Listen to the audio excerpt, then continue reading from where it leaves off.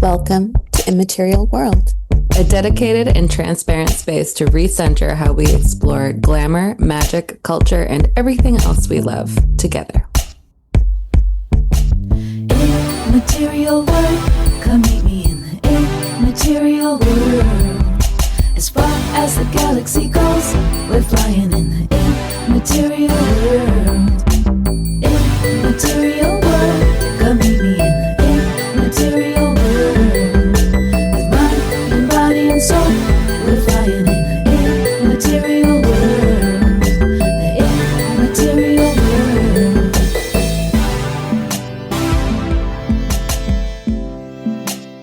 world. Laura Sullivan Cassidy is a Gen X, Enneagram 2, Pisces Sun, Virgo Moon.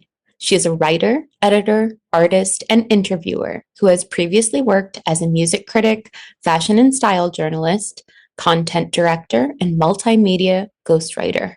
Having used the early pandemic era to train in positive psychology, grief coaching, and end-of-life doulaship, she now works in outreach and client care at Recompose, the Seattle-based leader in an environmental form of death care known as human composting. Outside of that work, Laura leads workshops on death awareness and creative expression, edits a Substack called Griever's Ball, curates experiences and zines, and makes industrial noise post-punk music with her partner, most recently in a project called Less Tower. She is currently working on Altered Anatomy, a collection of interviews about living in a medically amended body for an occasionally recurring event/happening called Tearjerker. The subject matter we're going to get into with our next guest is heavy, but judging by everything that we have read about them, their absolute beauty with words and stories, and how they deeply want to advocate for the beauty of life is something that just feels like the most incredible lens that we can be putting this subject matter through. In their own words, getting to know life by knowing that it ends. And we love a multi-hyphenate here. And this person has an incredible resume that we can't wait to dive into. We are here today with Laura Sullivan Cassidy to discuss her work as an end-of-life doula and all of the end-of-life things. So welcome, Laura. So glad you're here with us today. Thanks so much for having me. Thank you. Thank you for being here. I really want to start by talking about your early career, which is a far trajectory from where you are now, but something I'm very close to, working in the fashion industry. Tell us how you started your career and how you got to where we are now. Yeah, I was a journalist for many years, starting kind of in regional/local media in Seattle. Alternative weeklies, city magazine stuff. And it was kind of in a different era. I feel like most of us can relate to like the early 2000s being sort of a different world. It really was a different world in Seattle. Seattle was a much smaller town. And at that time, we would consistently show up on those like worst dressed cities in America polls that early online media liked to use as, I don't even know if they called it clickbait back then, and so I was a style and fashion and shopping and retail reporter. And it was really fun to work with that, to kind of go against that and to fight for all the cool stuff that was happening in the city. And I think that I really, I grew in a great community at that time because there weren't a lot of us and there were a lot of really talented people and they needed and deserved respect. And we were able to kind of grow this little thing and we would do, different people would do fashion shows and designer competitions, and there were a couple of design schools in town and we would work with them. And sometimes when I look back on it, it does feel a little bit like provincial maybe, or, just it's fairly small town kind of stuff. I lived in New York in my 20s, so I understand the contrast there. But it was also very much really like working with what we had and magnifying the good no matter what, and it was lovely. It was fun. And I like when I run into people from that time and we'll kind of just chat about how sort of sweet it was and how different it is now. But after some years of doing that work and really, I was really out and about a lot. I was always on some stage holding a microphone, talking about things and yada, yada, yada. And I really loved that. And I thought, well, what if I didn't only do this within the realm of Seattle? I can be sort of critical of myself and go, oh, you got sort of too big for your britches. You wanted like the next best thing or whatever. But more generously, I can say, yeah, I just was ready for what else could happen.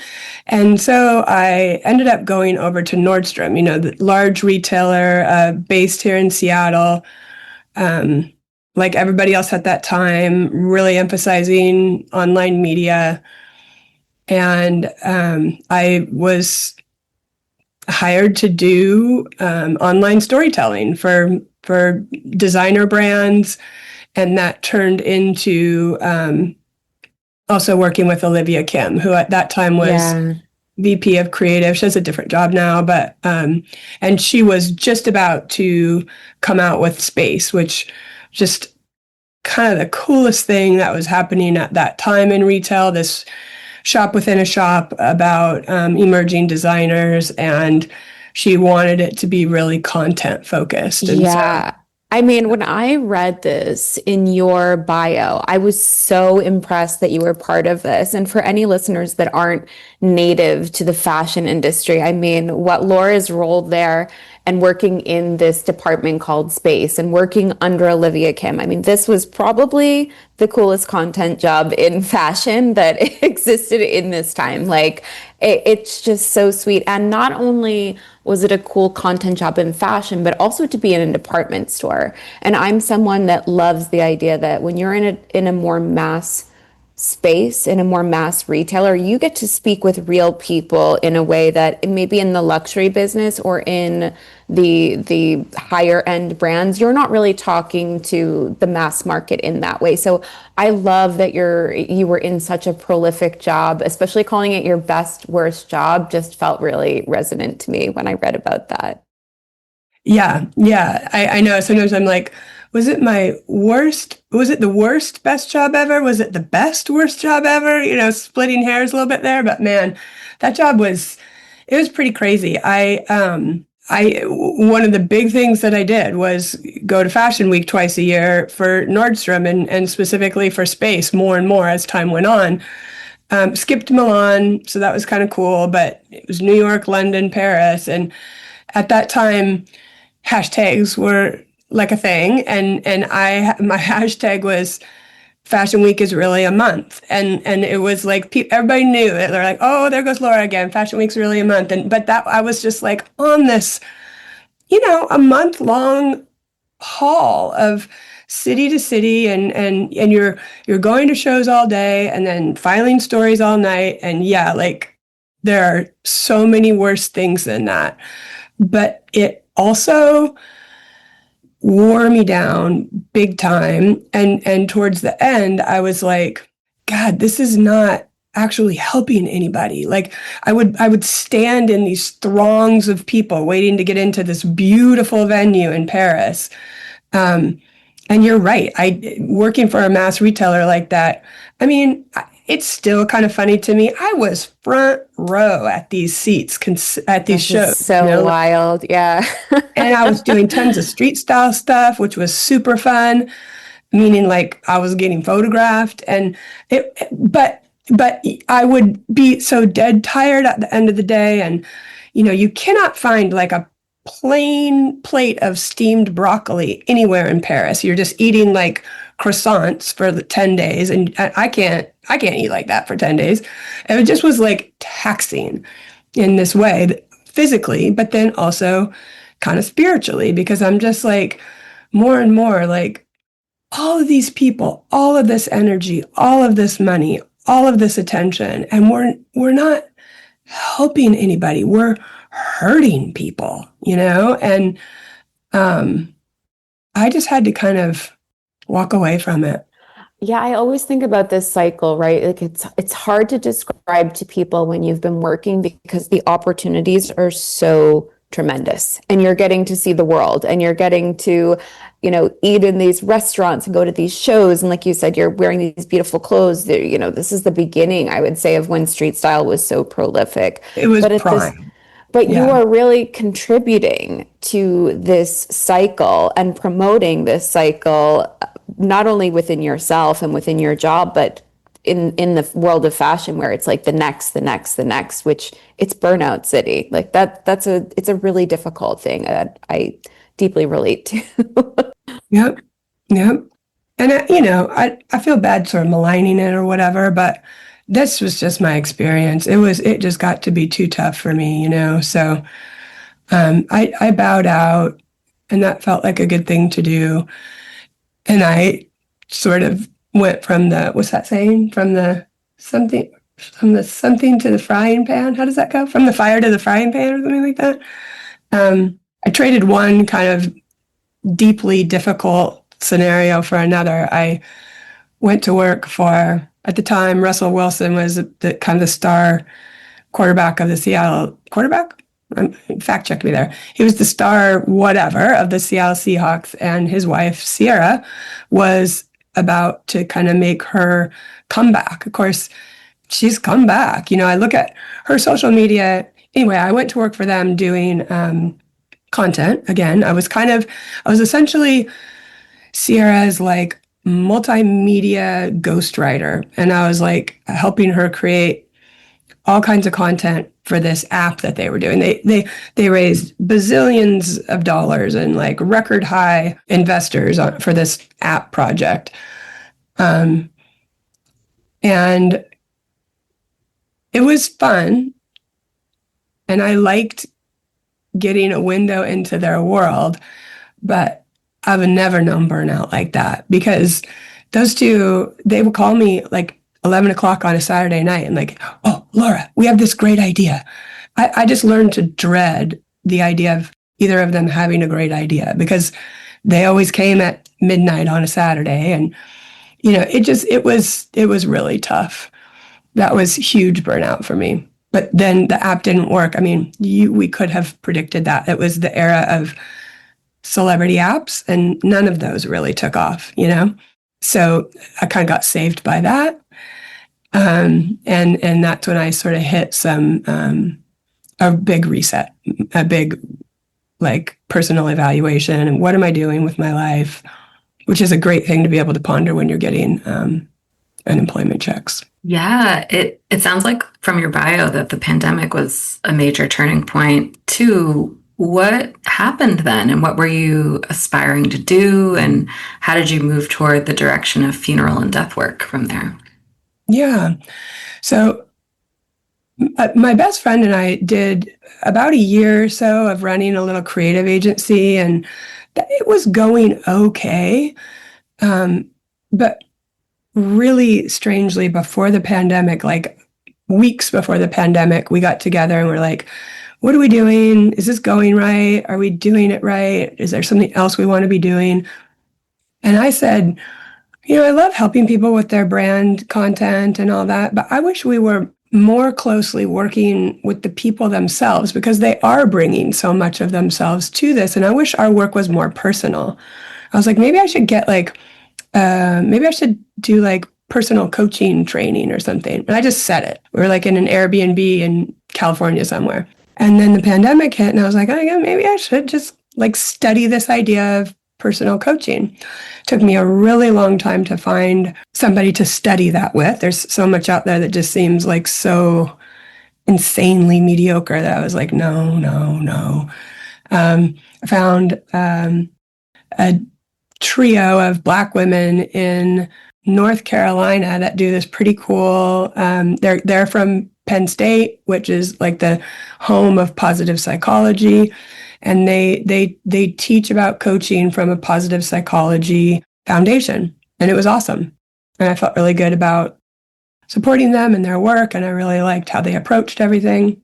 And then it took me a little while to figure out what was my spin on that. So back some years, I had gone through a string of really impactful deaths, which is a common story. It's how so many people get into death care. You go through it yourself and you're like, wait a second, what just happened? And at a certain point, I had tried to access grief work, and again, some pretty mediocre stuff. And so had this filed away in my mind, like the grief work landscape is wanting. And some friends of mine were like, well, so you should do it. You should offer grief work then, if, figure out like a better way to do it. And so I kind of like took the stuff that I had learned from trying different things and reading different books and came up with my own kind of framework. There's no sort of governing body out there putting in a stamp on anybody's grief work offerings. It's just kind of open field on that. And so after a little bit of convincing, I felt okay just coming up with my own offering in that world. So I was doing that for a while. And again, it was that sense of, oh, what do I wish I was doing more of? I wished I was doing more of that. And strangely, along came this job at a funeral home near my house, like sort of really easy commute. The job itself was like very low pay and no prestige whatsoever. I wasn't going to be creating, directing anything. I was just going to be like helping with funerals.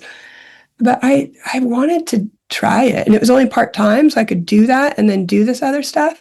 And I told my partner, I was like, let me just try this. Let me just like stick with me here. And that was really that sense of when I would stop and pause and take stock of things like, what do I want to be doing more of? Oh, I want to be doing more funeral work. It was a kind of this big funeral home where kind of a funeral factory, like every day, just funeral after funeral would kind of cycle through, and we would do some stuff that was offsite. And so I got exposed to so much stuff. And a lot of my day was just standing next to whomever had lost their best person, trying to figure out, what do you need right now? How can I help you? And as time went on, the funeral directors themselves were like, oh, normally we have like these 24-year-olds in this role, but here's this other person, Laura, and she's different. We can actually probably just clock out early and leave her to, finish out the rest of the day. So kind of sharing there that I did a lot more than I probably should have, because the funeral directors knew they're overworked people, talk about burnout. So they saw an opportunity to kind of let me steer for the rest of the night or the rest of the day or whatever that was, and clock out. So I saw a lot, I did a lot, and I knew that I wanted more. And after a year of that, I sent a note to Recompose kind of saying, here's what I've been doing, here's what I can do. Is there anything there? And it ended up, just being the right moment.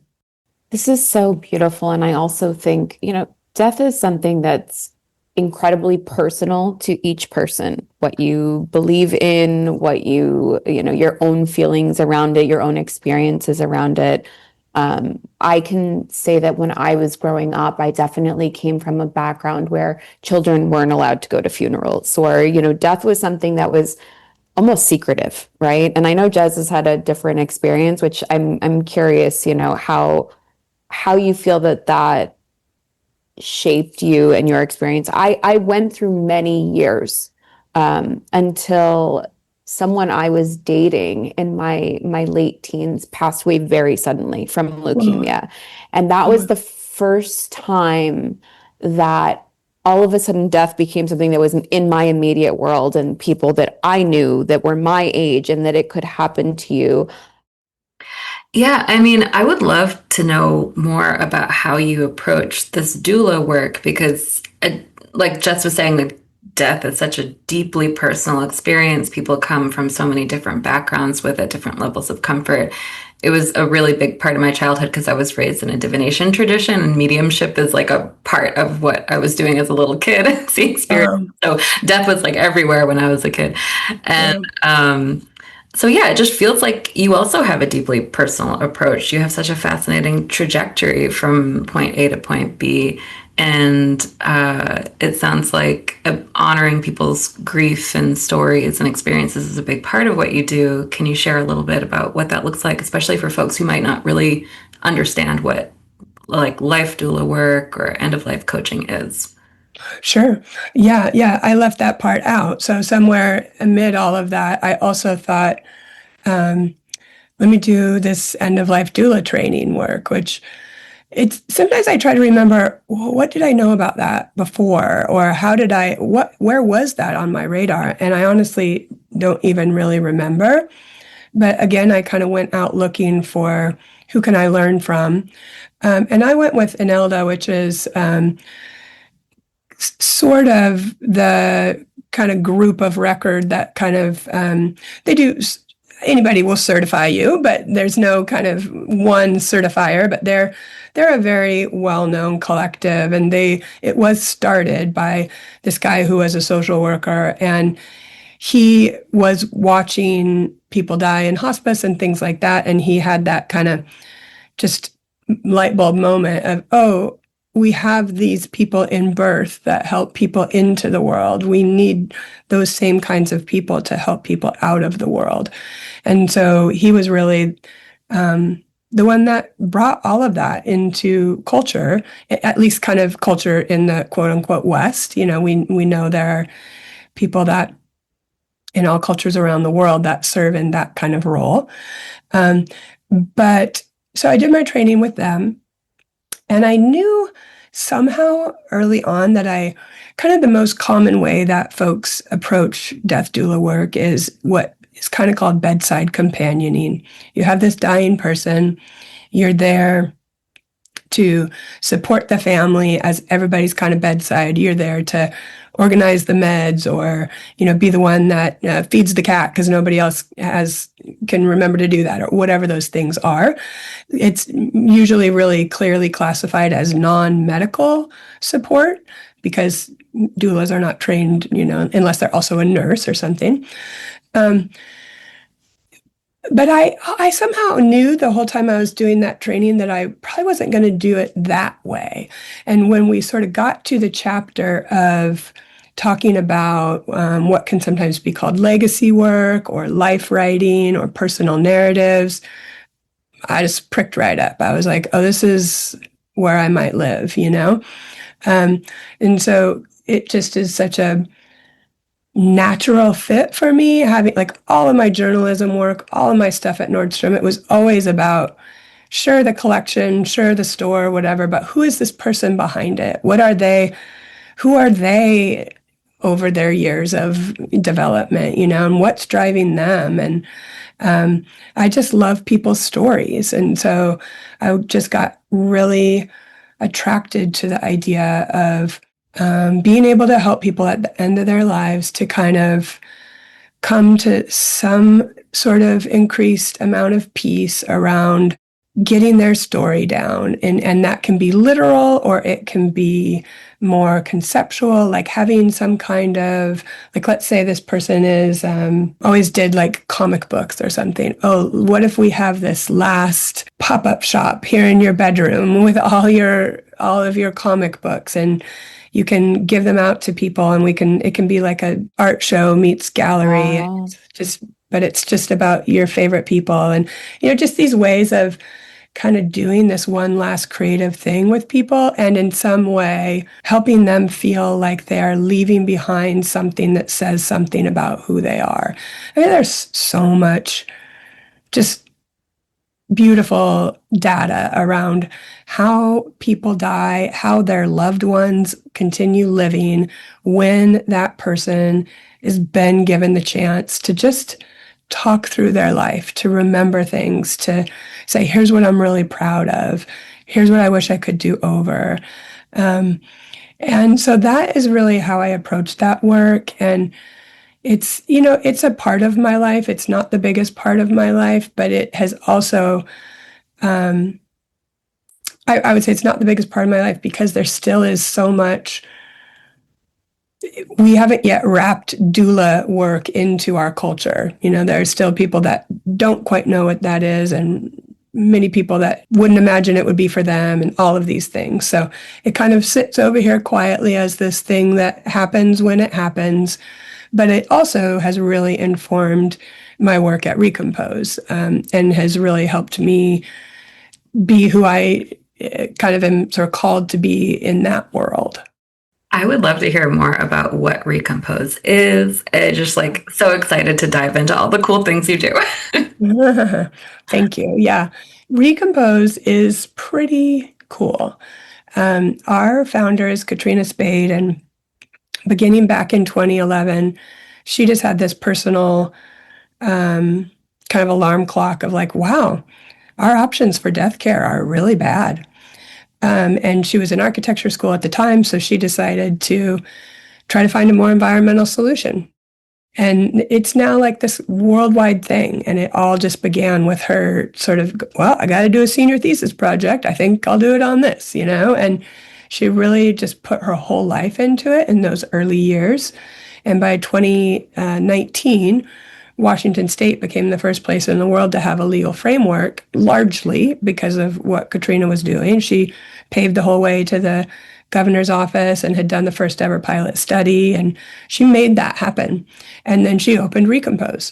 So we do what we call human composting.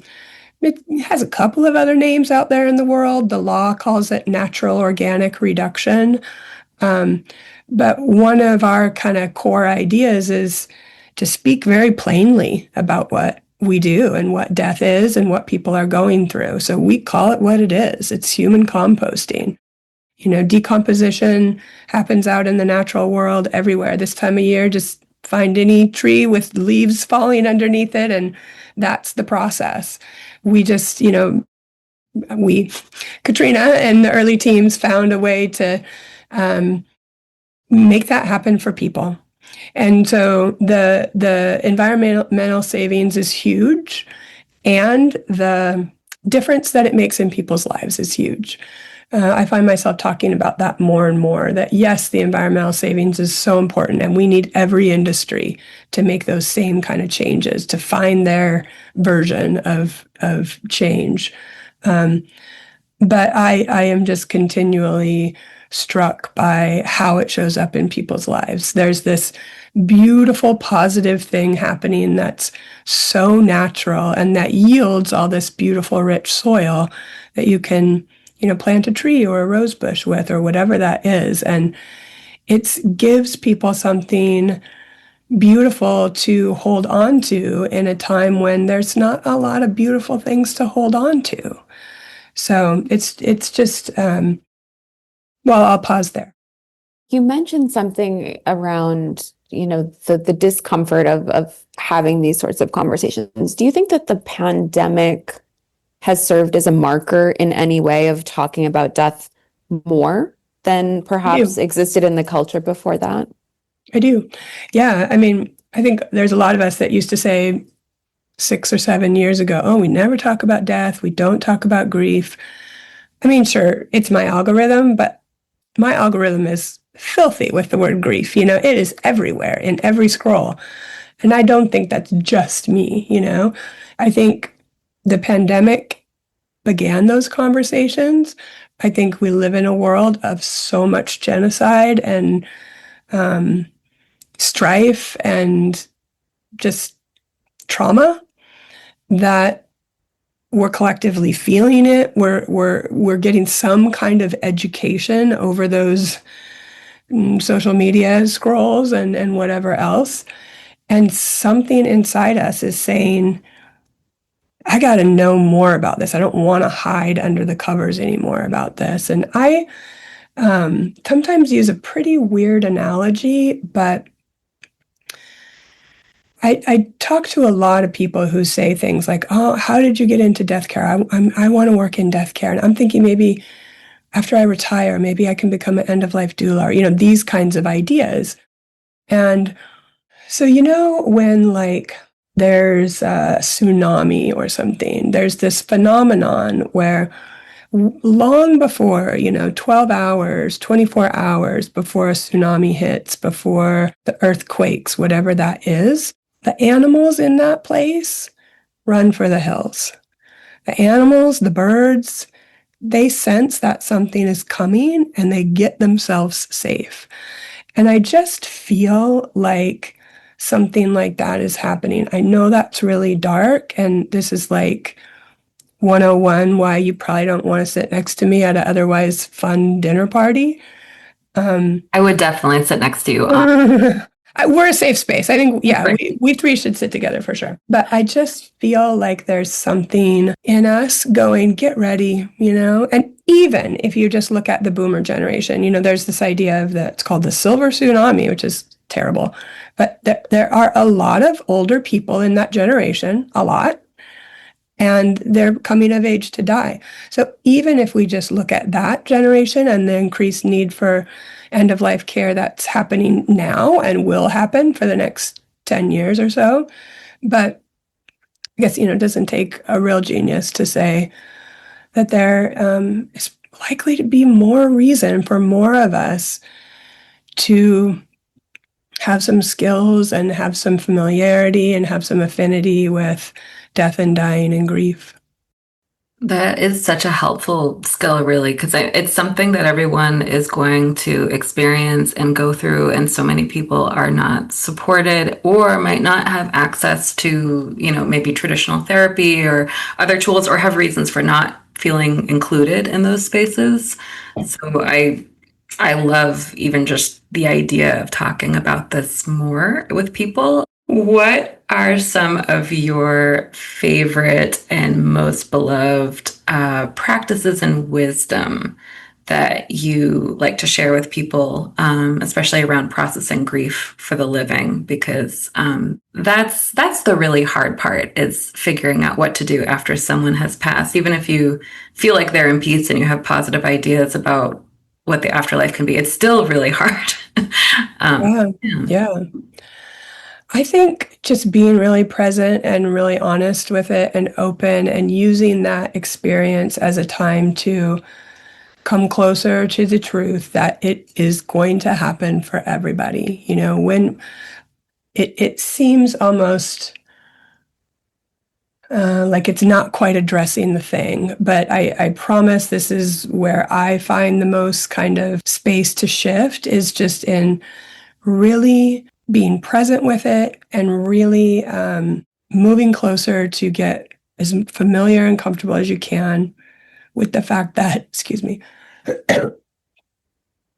with the fact that it does happen to everybody. When you can start to see it as a natural part of life, you suffer a little less, because for without that piece, we end up thinking, why is this happening to me? And it's just this world of anguish that feels like you're in this bubble. And the more that you come to understand how inevitable it is, and that everybody we love is going to die, it's kind of like a normalizing thing where it can just, it's not going to take the grief away. And we wouldn't want that. We want to stay with the grief. We want to stay with it and find what it means to us. So a lot of the grief work that I did, you're going to see the common thread here. It kind of naturally found its way to some sort of creative expression project at the end of I called it grief mapping. And at the end of this kind of mapping process was some kind of creative project. And that could be, my mom died and she always had dinner parties. I'm going to host a dinner party in her honor. Or, one of my clients wrote a beautiful, small sort of chapbook of memories. It's this gorgeous book, and she's got bazillions of followers, and she really had a platform to kind of get that out there, right? But in one way or another, finding what that death, what death in general, what loss, what grief means to you, and creating something from there. And I don't mean that you need to find meaning in that person's death. They died because, not like that. I mean, what does it mean in your life for you to go through that? What does it call up for you? What does it end up having you crave or want? And what is something that you can do with that to share with others so that you're not alone in it, and so that you are daylighting it, so that you are, kind of part of the solution instead of part of this continued secrecy, if you will. I love that creativity approach, and it feels so accessible. Like, I often, when I think about death, I think about people's beliefs, because that's where I hold a lot of space for the work that I do, helping people kind of navigate whatever it is that they believe. But this is such an accessible way to process the experience of grief. I just love it feels like there's a refocus there that I feel like is really important for people. Yeah. Thank you. Yeah, there was a couple of kind of key things in my learning and in my time in grief that really helped me get there. And there was one of the kind of grief work. I mean, if you call it grief work, already we might be in trouble. Let's not approach it as work. Like, I really have such contradictions about that word. The way we say artwork, and an artist always refers to their work. It's like, oh, that's so tough. I wish there was a softer word for it. But in some of the quote grief work that I first approached after my dad died, it was really about resolving your grief. And I'm like, I don't actually think anybody wants to cure or fix their grief. I think we live with it, we incorporate it, and we find a way that we can work with it.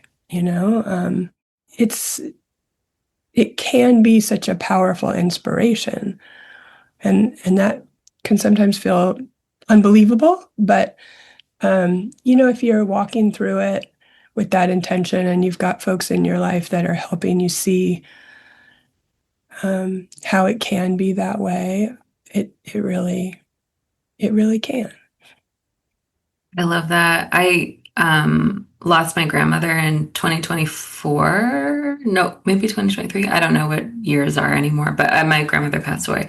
And we were so, so close, and I miss her every day. And every time I miss her, I always think like, oh, wow, I really loved her so much. And it's like the pain immediately like affirms how much I love her, which is actually very beautiful. And it's not that I'm not sad about it. Of course I am, but there is this joy that I also sometimes get from it, because I'm like, oh, wow, I still just adore her. It's very sweet, actually. That's so beautiful. And yeah, I can see that and hear that, and just even through Zoom. And I think more and more people have an awareness that your relationship actually does not end with that person when they die. It can keep deepening. And, I wonder if you have the same experience where you can sure have conversations in your mind with her, but also just kind of like sort of putting two and two together, and like, oh, she always said this thing about this, and I knew this about her, and I never thought about it that way. You just kind of always, they live inside you, that it continues to go on, and it is a different relationship, but your relationship doesn't end with that person. It really doesn't have to.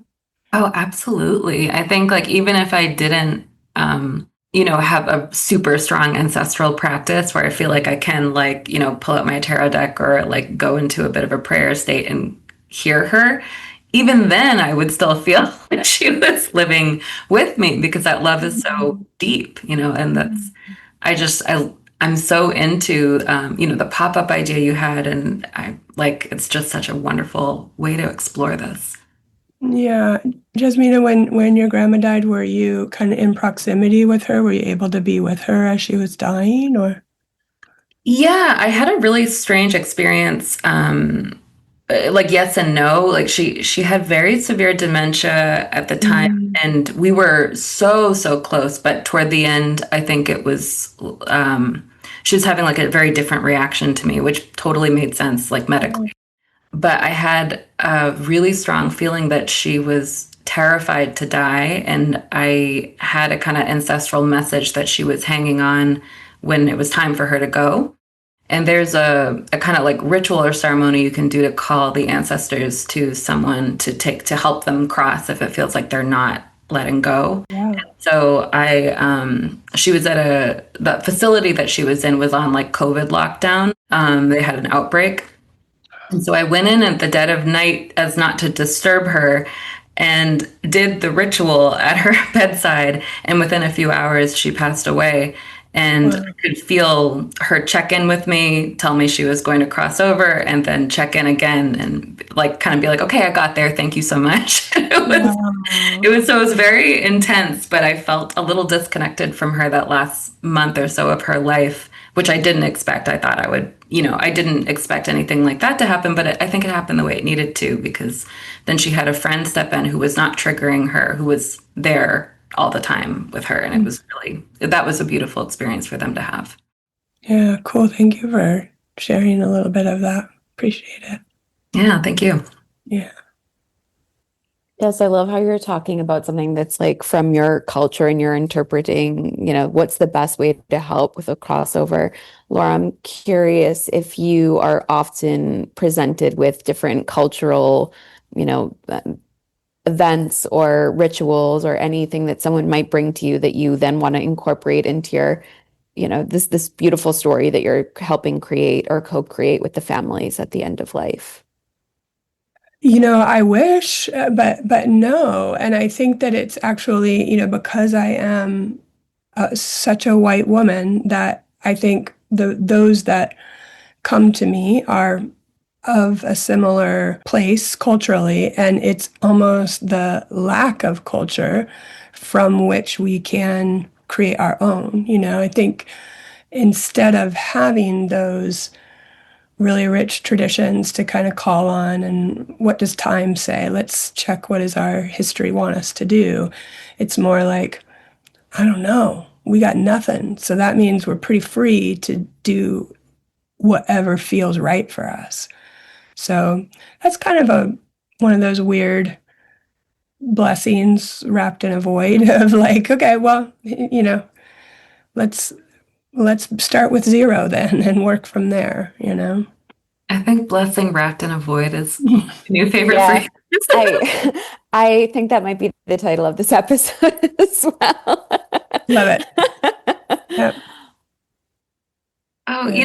I was wondering if there's stigma that you approach around eco burial, speaking of traditions and things like that, and how do you present that? Like, are there also barriers still to eco burial? Because this is something that I'm super nerdy about because I want to become a tree while I'm alive and definitely while I'm dead. But I wonder, is that also a tough thing to navigate, or do you have advice for navigating those conversations, maybe around family tensions around how things might be done, or just introducing it to people who are like, oh my God, human composting, what is that? Yeah. I mean, there is definitely that. Like my own mom is kind of like, I don't know. She just, the other day, she said, well, I want to let you know I went ahead and prepaid for my cremation. I know you're going to be disappointed. And I was like, well, I am disappointed, but that's okay. I think, we have always said, we're not saying that this is for everybody, but for those that want it, here it is. And in a way,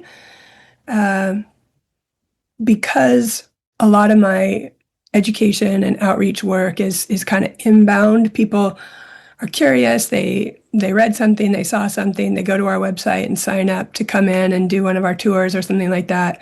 They're coming, they're open to it.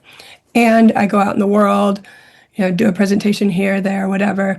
They see it, they sign up for it, they're interested. So I don't meet as many people that are kind of like, ew, no way, except for once a year. We do this at the convention center downtown. There's a home and garden show every year, right? And this is like a big draw. People all up and down the West Coast come, and they're gardeners. They know about composting.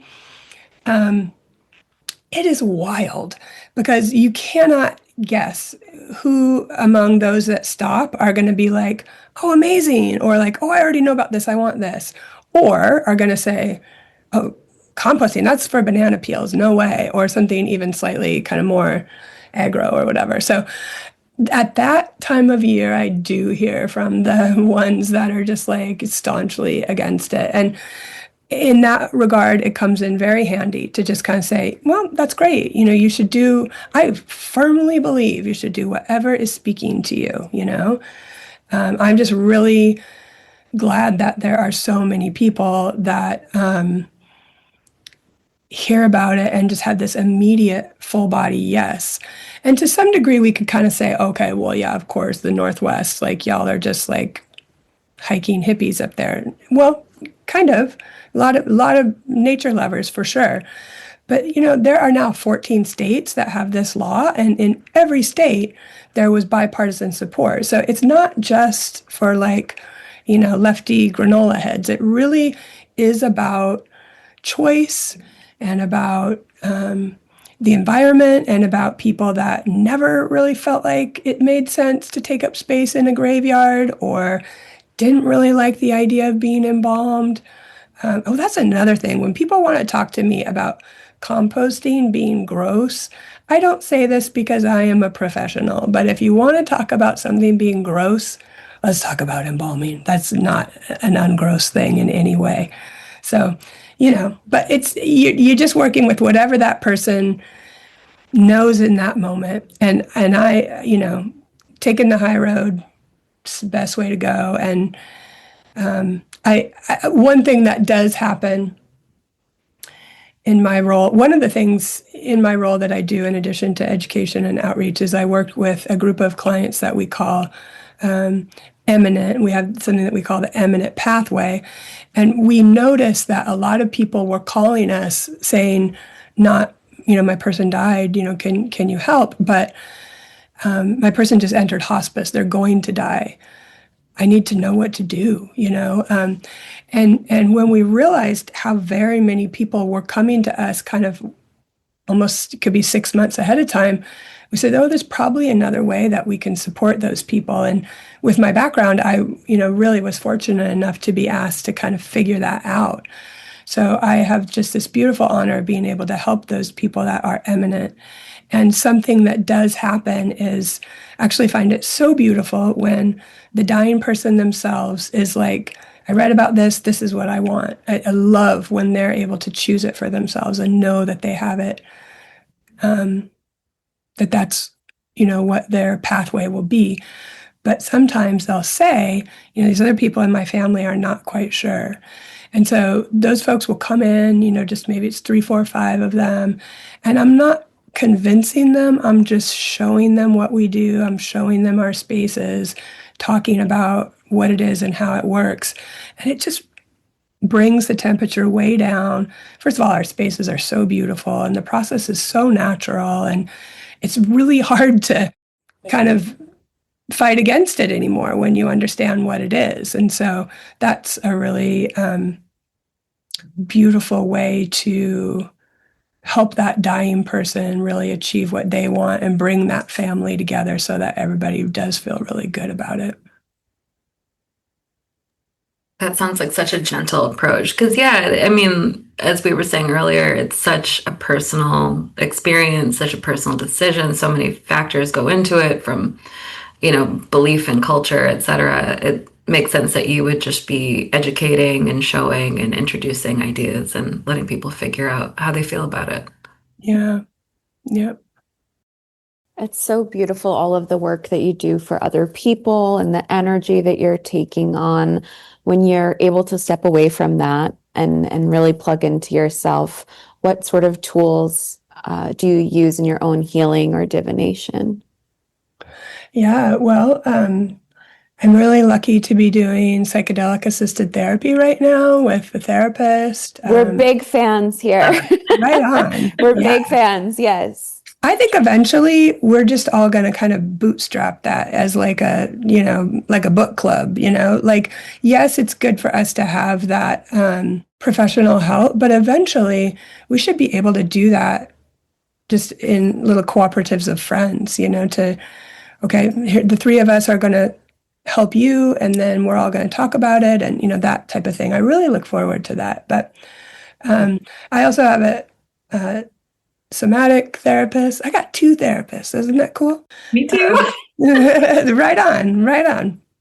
And I have a really awesome partner who we're not the same. He's not like here in all of this with me, but he's so good at supporting me in what I'm doing and just being like he's kind of a unicorn because he's like this incredibly like strong, kind of silent type, but he also is incredibly tender. So it's really sweet to be able to have that.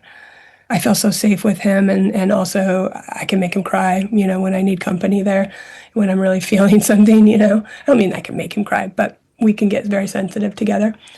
And then I do, yeah, I have my own kind of oracle tarot traditions. And I do a lot of like writing and creative work. My partner and I make music together, and I do a lot of like visual collage because that can really be just helpful when I don't have the words or can't get myself writing. I don't write as much as I used to, but maybe it's coming back online. But yeah, I was going to tell you about my two favorite tarot decks because Yes, I know please that. do. Yeah. So, do we know about this Galactic Heritage cards, these oracle decks?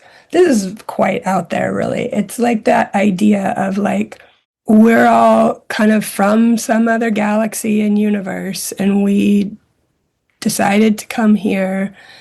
And for me, there is some comfort in thinking about it that way. And so this oracle deck is divided into like past, present, future. And so some of the cards are about past civilizations, and some are about like this current life, and some are about like maybe that idea of like going back to another galaxy or universe or something. That is so cool. I haven't seen that deck before. Does that feel like a familiar idea to you? Are you used to hearing people kind of talk about this sort of galaxy idea and like kind of these different universes? It's definitely not something I would have been raised with. I think so much of the tradition that I grew up in spiritually was so rooted into the earth and our ancestors and just like very, very connected to like animism. But at the same time, I definitely have a spirit guide who presents to me, and I'm like, you are definitely not of this place. And I'm like, have I been other places? I think I might have been other places. That's cool. Cool. Yeah. What about you, Jessica? Does it seem, I'm how does that? laughing because I don't know if this is like a corollary or what, but Jasmina and I always talk about like how we experience things. And they're so earthy, and they're like, everything's made of mushrooms. And I'm like, time is like a not real construct. Like I'm so like air and water. So to me, it's like, oh, 100%. Like, it's just like wherever we came from is definitely not this place that we're in right now. And we're truly living in the strangest timeline. That's That's the potential. thing. That's the thing, where I'm like, well, what are we doing? Like there are some days that it just feels so like the metaphor of a video game or something like that. It just feels like, yeah, I guess that's what's happening. Yeah, I have It can't be. yeah, the theories of time and really like going from timeline to timeline, it, to me feels so native and like, duh, of course that's true. So I can see that with places as well. Right, And right. yeah. Before I go too far down a road. Yeah. What's your other deck that you have? Yeah, the other one is very niche. There's an artist here in Seattle. Their name is Leon Finley, and they did this Crocosmic Tarot, and it like couldn't be more different. It is very all of the I should have brought the cards in because they're beautiful, but they're all just these watercolor abstract illustrations. And Leon changed all the kind of suits and characters to these more sort of loving, open, totally non-binary, kind of a lot of times non-human archetypes, and it's so loving. Like there's no way you can draw a card that's gonna bum you out in that deck, and it's just so like. So I usually draw one of each, kind of give me a place in the universe, and then affirm all of my softness and help me, frame for the day. So. Love that. Okay, I have to check out both of these decks. That sounds so rad. Yeah, I don't know how easy it would be to find Leon's deck, but definitely see if you can find it, even just to look at the cards because they're so beautiful. I love tarot art and oracle art. It's like my favorite thing. What's your favorite? You probably have many decks. I mean, I have others too, but what are your go-tos? I very much go based on my mood and who I'm reading for because I read for others so often. I have that's really cute, like Mystic Mondays deck for when I read for kids because everything looks like candy and everything is so adorable. And I take out like the devil and the death card just in case they're like little. But so it really. It's hard for me to pick a favorite because it's so situational, but I am designing a deck with my co-author Paulina Stevens and our artist Robin Day, and this is very rapidly becoming my favorite deck because I tell Robin what we want, and then she makes it even better than we imagined. But it won't be out for a minute. But I'm just like, that's so cool. So obsessed with this process. So it's like Robin is my favorite artist right now. Cool. What about you, Jessica? Do you have a tarot habit? So my favorite deck will be Jezmina's when that comes out, of course. But in the meantime, an artist that I work with who goes by Moon Jube did the collage artwork for my website. She had done the artwork for the Mary Magdalene Oracle deck with Megan Waterston. Cool. I don't know if you're familiar with that. And I just love that type of like vintage looking collage art. And so she just released her tarot deck this year. So I've been working with that. And it's just so beautiful because then there's all of these other sorts of imagery and different symbols that are within each of the cards, but you have to check it out. It's so, so beautiful, especially if you like that vintagey kind of 1920s feeling collage art. Is so beautiful and cool. Yeah. That's awesome. I want to check that out. Yeah. And actually, I was going to say Oracle deck. Is Kiki from Seattle? Yeah. I think so. I was just going to say, actually, we were about to say the same. The Living Altar Oracle deck by Kiki Robinson and Ilva Mara-Rejejewski. And they are two queer trans Romani creators, and it's like this beautiful collage deck. And it's also, you can use it as like a spell oracle, and you can spells out loud, and they're really lovely. And I also am obsessed with the Hoodoo Tarot that was created by Tiana Lee McQuiller, who was born into a Hoodoo tradition, and illustrated by a Romani indigenous artist, Caitlin Foisey, who's a good friend of mine, and we've also interviewed Caitlin. And so those are also two faves. Cool. Yeah, you gotta have lots of faves when it comes to tarot decks. Yeah, I'm looking at this Living Altar on the web. That deck is incredible. It's so powerful. I think, also like right up your alley, Laura. I feel like that's great. Yeah. Seems cool. Yeah. What's the best way for people to support your work with you, take your workshops? Like, how do you want people to find you and share what you do? Yeah, thank you. I do have a Substack. It's called Griever's Ball. Idea being I wanted to celebrate grievers, and I went at that like full steam ahead for a while and then really had petered out recently, and I want people to sign up for my Substack. I took subscriptions off. It's just free for now because I haven't been posting, and it is cute. There are other people that recommend, that Substack has that system of recommending, and so on this regular basis, I get more and more subscribers. I'm like, oh, you guys, I'm sorry. I haven't posted in a really long time, but I want to, and my intention is there. When I think about support, I hope this doesn't sound disingenuous. I think that we all support each other just by like really leaning into our own communities and being the kind of friend that we need to others. And I just feel like that strengthens all of us. I'm not really selling anything right now. I do workshops, and following me on Instagram is cool. I think if people are interested in environmental death care, please go check out Recompose. And, we do virtual tours as well. I lead those also, and would love to have people join and learn about Recompose no matter where you are. But I think about supporting each other just by all of us kind of being the best friend that we can be in our own lives, and trusting that has some kind of collective ripple sort of effect. That's beautiful.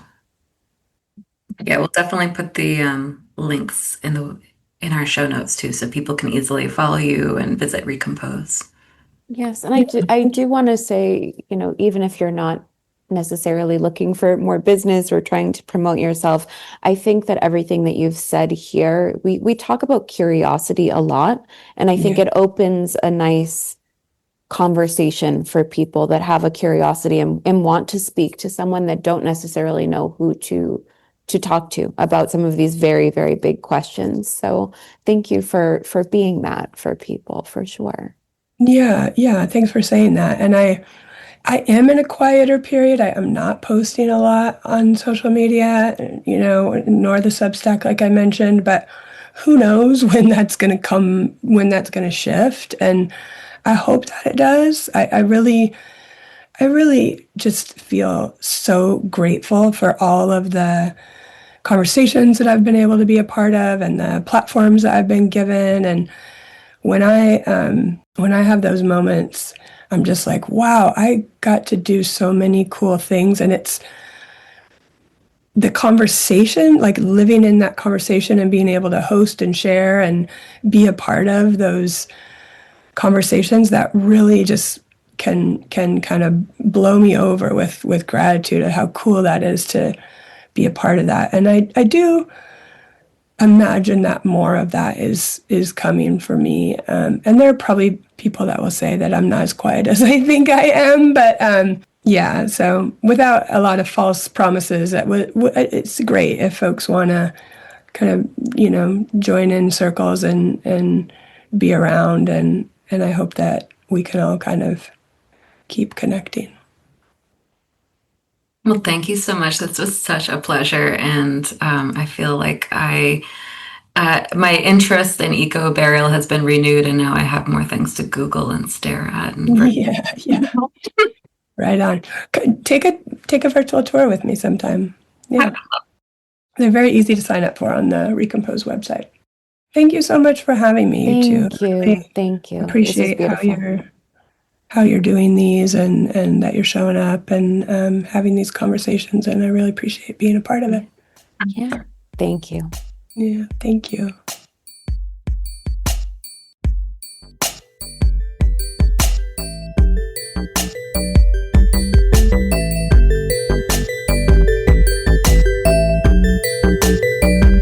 I like to see you shining on your dreams. You're a special kind of magic. Show me all your favorite things. You're pretty like a sunset. You're really like a pearl. You're a special kind of magic. Dancing in a crazy swirl. In a crazy swirl. Immaterial world, come meet me in the immaterial world. As far as the galaxy goes, we're flying in the immaterial world. Immaterial world, come meet me in the immaterial world. Your mind, your body and soul, delighted in the immaterial world. The immaterial world. The immaterial world. Immaterial World is hosted by Jessica Richards and Jezmina von Thiele. Music by Dia Luna. Artwork by Lane Friend. Follow us at Immaterial World Pod on Instagram, TikTok, and YouTube. Visit our website at www.immaterial-world.com or send us an email at immaterialworldpod@gmail.com.